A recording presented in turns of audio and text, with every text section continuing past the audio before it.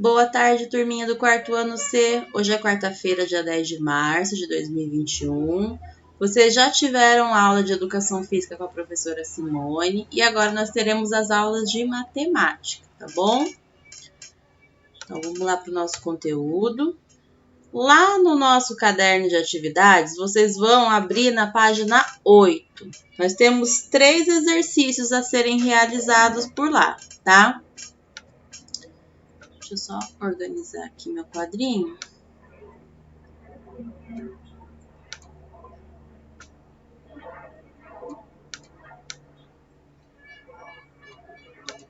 Então, lá no exercício 1 da página 8, está dizendo assim: observe no desenho abaixo o número da casa. Então, lá no caderno, na página 8, o exercício número 1 é sobre números por extenso. Tá vendo que tem uma casinha e ela tem um número de identificação? No caso, o número dessa casinha é 405. Depois que a gente observou o número da casinha, tá perguntando então: qual é a escrita por extenso do número da casa? Escreva abaixo. Então, tem uma linha de resposta, vocês vão escrever o número 405 por extenso. Depois temos mais uma pergunta aí no exercício número 1. Qual é o número da sua casa? Então, vocês, se não souberem, vão lá até a frente da casa de vocês e olhem na plaquinha que todas as casas têm um número de identificação, tá? Que os correios usam quando querem entregar correspondência, quando as pessoas que vêm nos visitar pela primeira vez procuram, né? Faz parte do nosso endereço. Depois que vocês descobriram, né, aí o número então da casa de vocês, vocês também vão escrever por extenso esse número. A professora vai deixar um vídeo aqui que é bem interessante sobre esse conteúdo de escrita por extenso dos numerais, né? Tem gente que já sabe, né, que é só pegar o número que está ali escrito em algarismos e escrever o nome dele, né? Só que ele traz algumas outras informações interessantes nessa escrita, do que deve e o que não deve ter no momento onde a gente vai escrever um número por extenso, tá?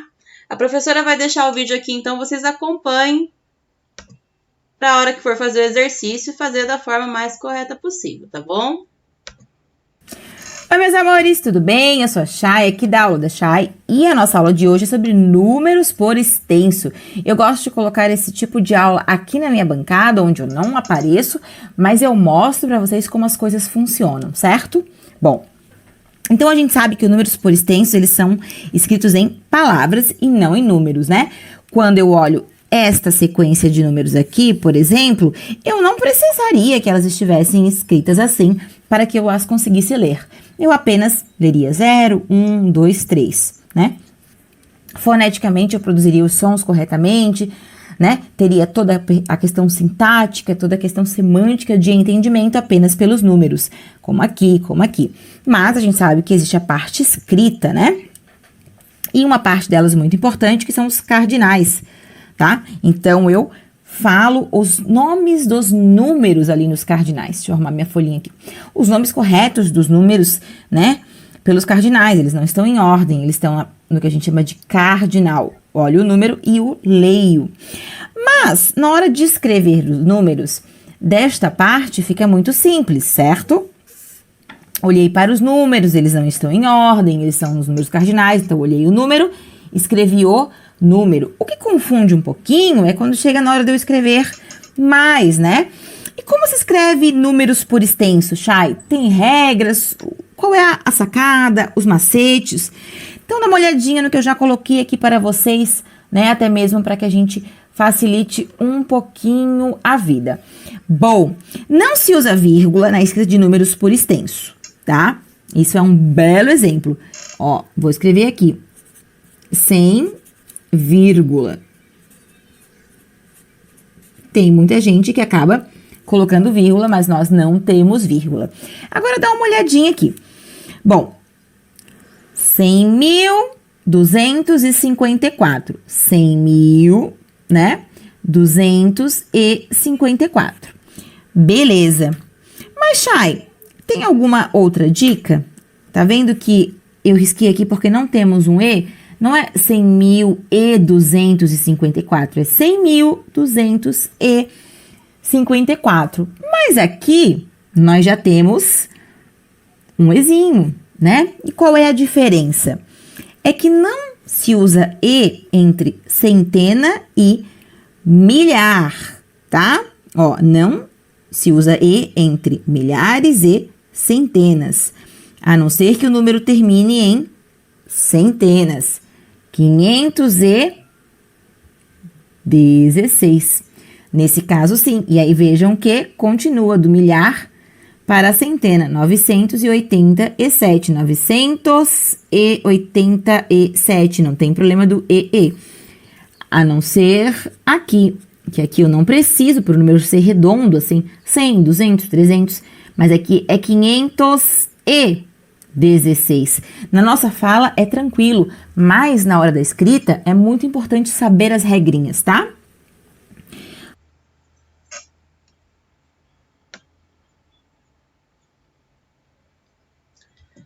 Esse é mais um exemplo, gente, que às vezes, né, a gente tem uma forma de falar, mas no momento da escrita, nem sempre a gente coloca ali, registra da forma como a gente fala.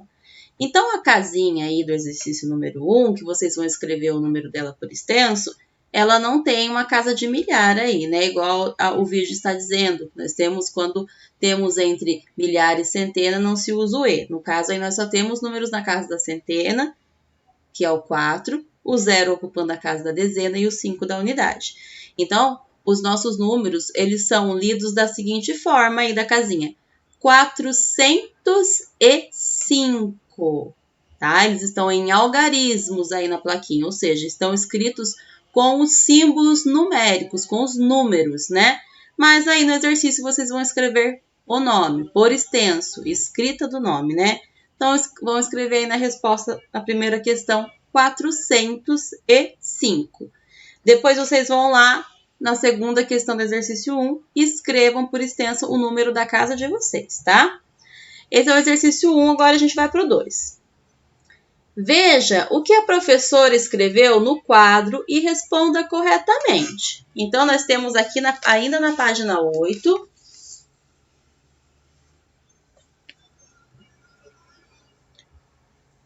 o exercício 2 aqui, que é de uma professora que está ali com alguns números na lousa apontando para eles.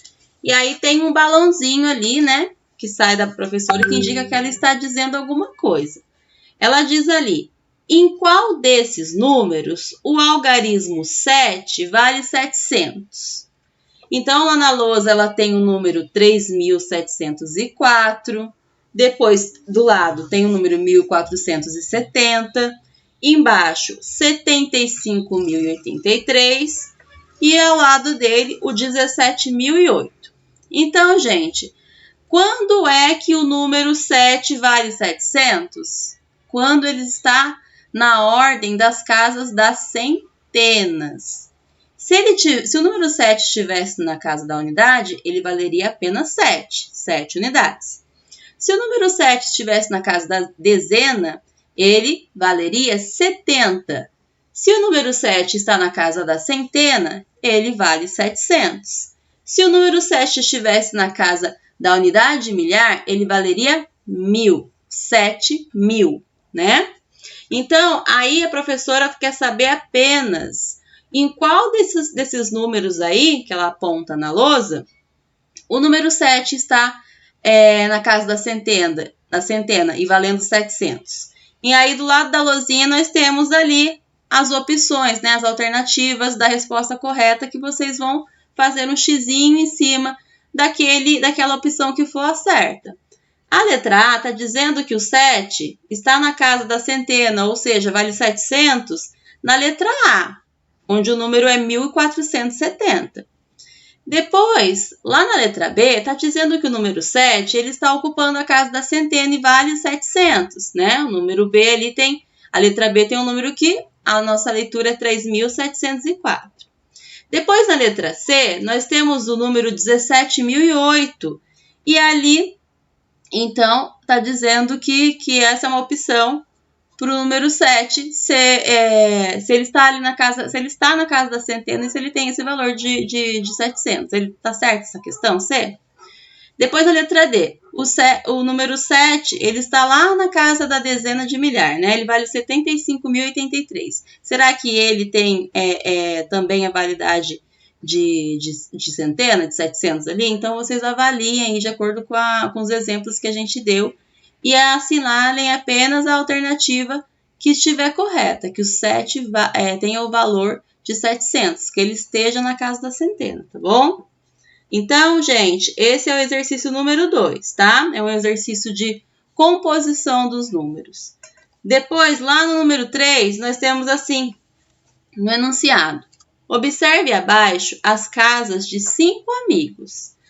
Então, nós temos lá a casa do Mário, de número 458. Temos a casa do André, número 485.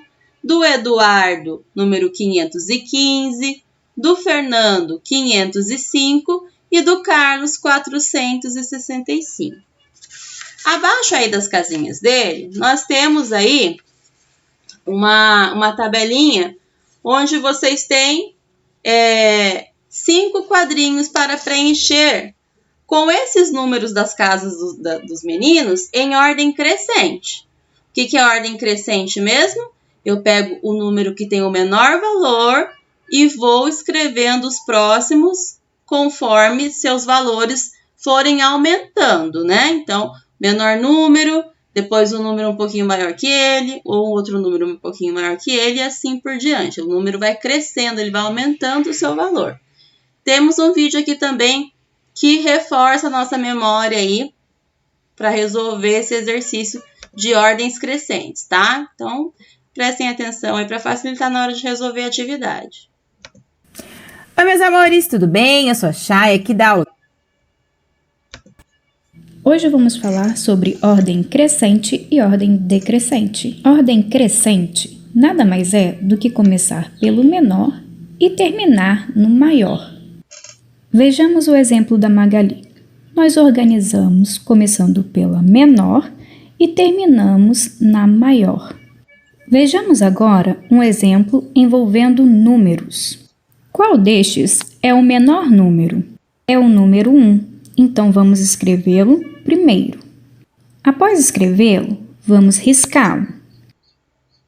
Dos números que sobraram, qual deles é o menor? Isso é o número 2, então vamos escrevê-lo e depois riscá-lo. Continuamos a perguntar, dos números que sobraram, qual deles é o menor? Isso mesmo, é o número 3. Então, vamos escrevê-lo e depois riscá-lo. Dos números que sobraram, qual deles é o menor? Isso, é o 4. Então, vamos escrevê-lo e também riscá-lo. Agora, só nos restou o maior número, que é o número 5. Então, vamos escrevê-lo e também riscá-lo. Viu como é fácil organizar os números em ordem crescente? Agora, vamos ver o que é ordem decrescente. Agora que você já sabe o que é ordem crescente, fica muito mais fácil para entender o que é ordem decrescente. Vejamos. Reparem como o Cebolinha foi organizado. Nós começamos do maior e terminamos com o menor. Vejamos agora um exemplo com números. A pergunta agora será: qual desses números é o maior? Sim, é o 5.